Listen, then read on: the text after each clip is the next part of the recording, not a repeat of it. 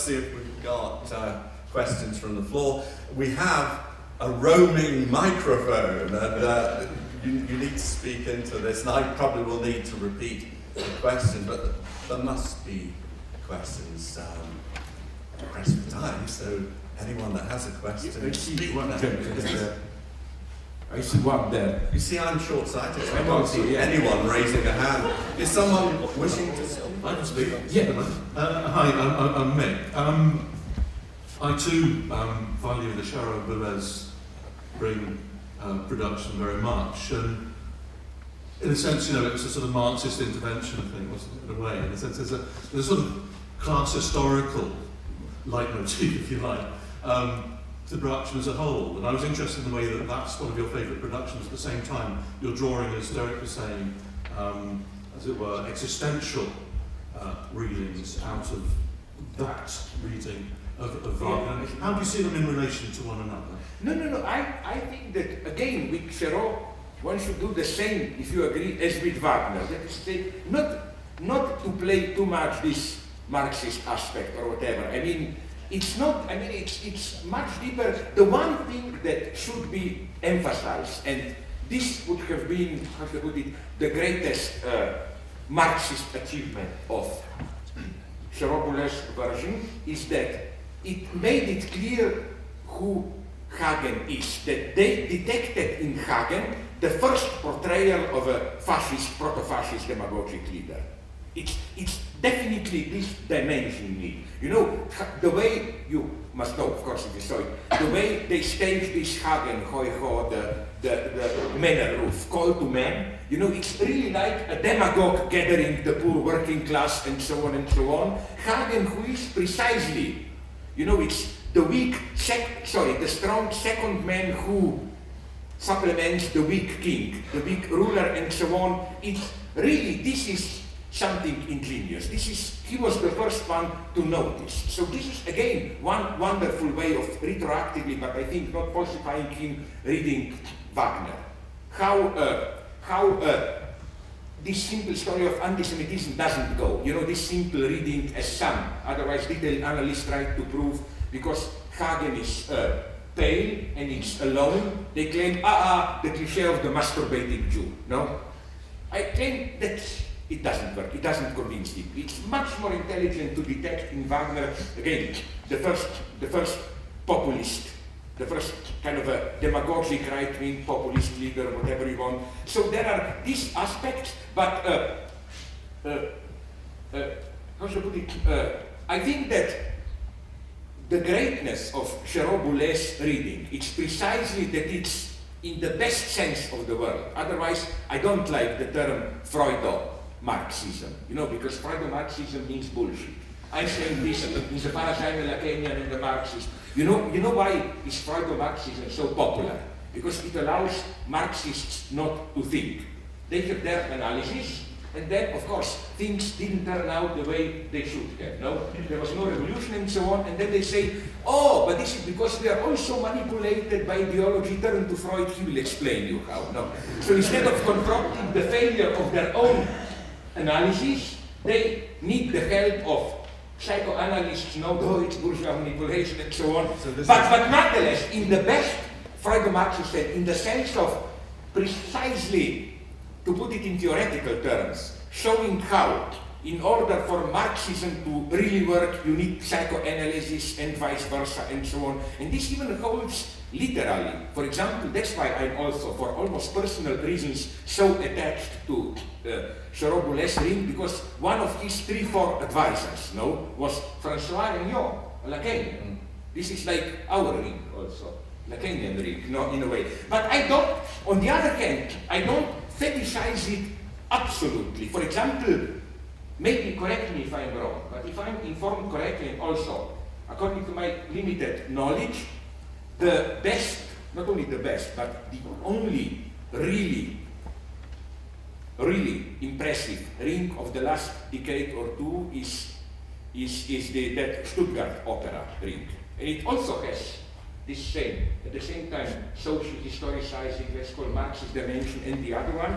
And what I like is that I think that this is now a point of no return. I was so glad that, as a attempt to strike back the Zolty Peter Hall ring failed, no? It was directly meant as a, let's call it, cultural counter-revolution. I heard on TV an interview with Georg Zolty, who said, enough of these Marxist falsifications, we want to restore the true magic to the ring, it's fairy tale, what Marxism and so on.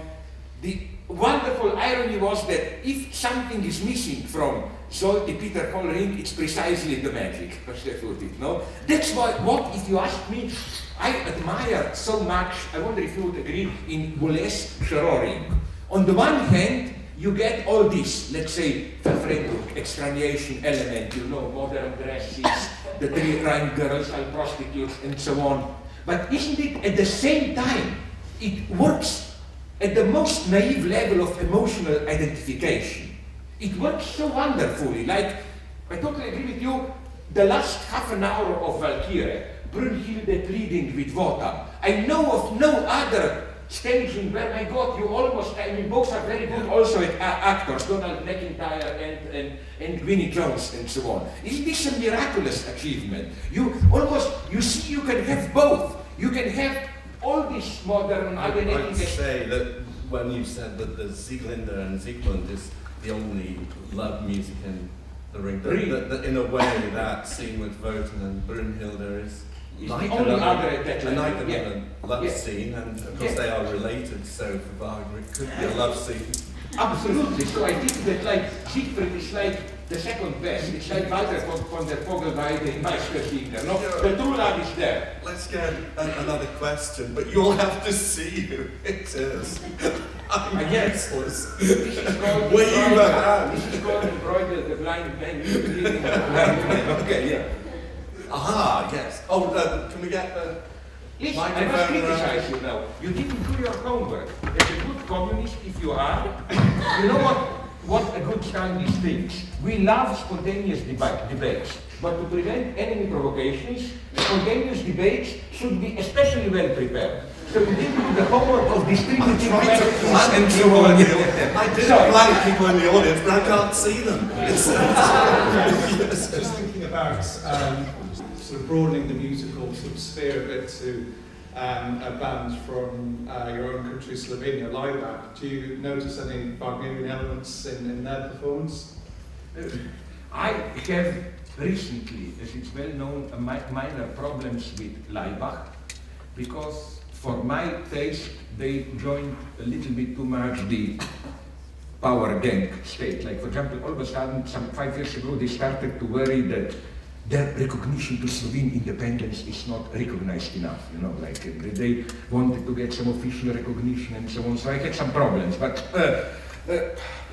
this would have been, I think that their link to, I don't think there is any true inner link. What they are doing at their best is something which is done even more by, you know, the German band which first refers to them, but then had their own career, Rammstein.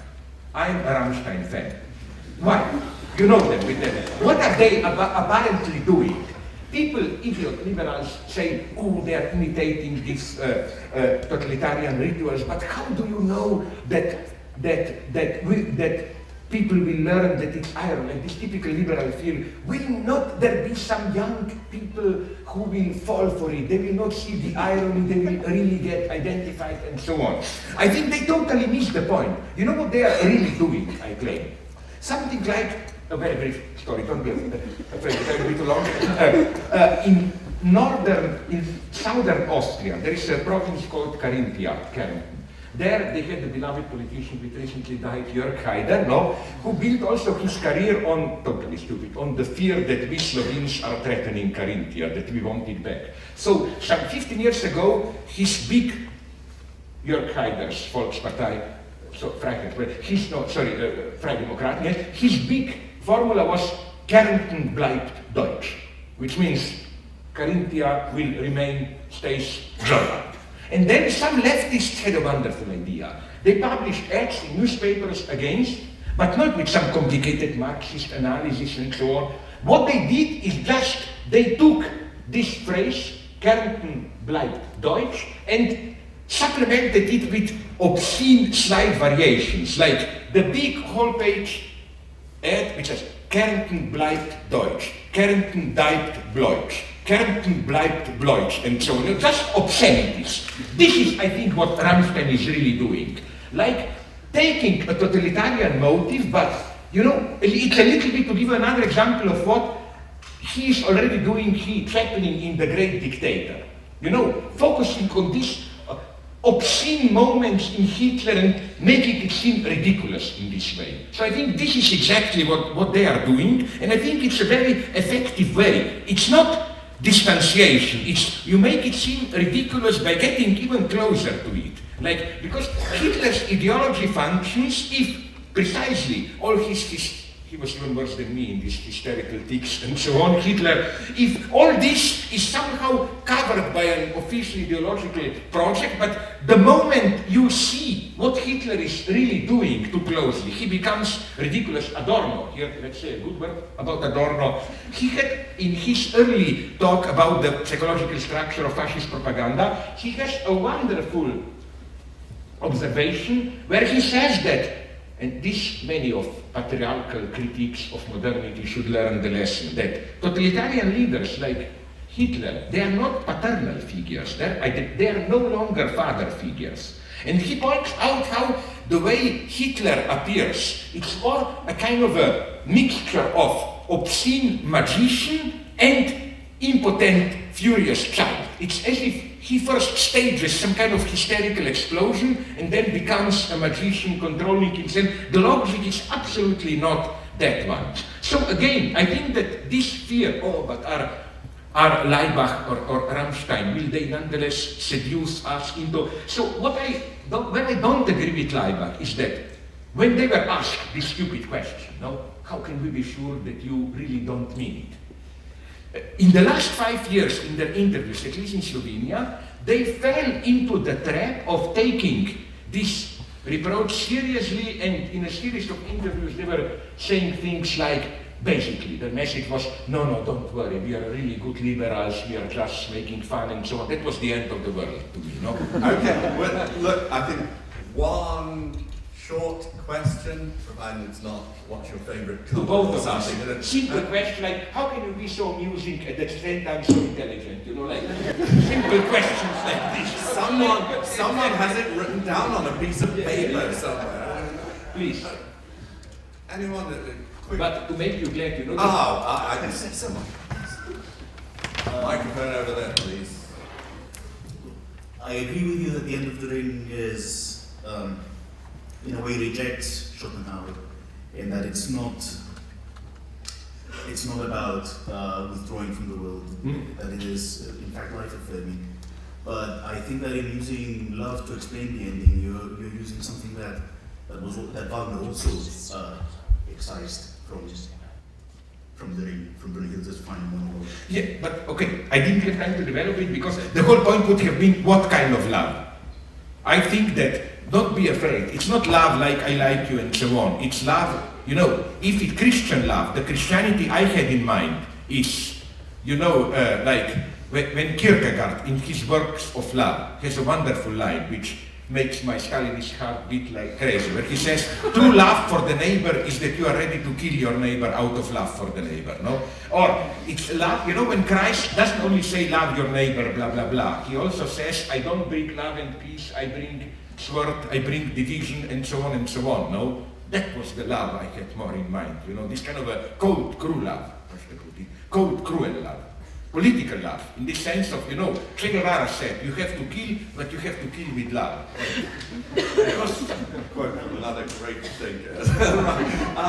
We've got to end there, I'm sorry, because the world, I know you're very worried that a woman with a mop will come in and you'll feel guilty because she's on the minimum wage and we're dragging on the proceedings. And so, in really kindness to your own sensitivities, I've got to bring this to a close. But thank you very much for a fascinating lecture. I'm really grateful to you, and if you want, I would be glad to come come again to do more and so on. Provided we've got a screen. Yeah. Because really, I mean, please, I was involved in many tasteless jokes today. Now I will try to be serious. I'm getting a little bit sick and tired of this clown role that I'm supposed to play. Where are your dirty jokes? Where is your big political message and so on? My God, my love is Wagner and so on. The book that I really like to... I think that has come across the book that I really love to write is precisely the one, Opera Second Death, which I did with my Slovene friend, Mladen Dolar, he Mozart, me Wagner, and now I'm just finished with Alain Badiou, a book which no longer Mozart, Wagner, but Wagner. But I would say Opera Second Death is essential reading. And it would be... It's very nice to find people in whom I'm not under that superego pressure, like, where is your anti-capitalist message? You're making us feel so good. Thanks No, I really...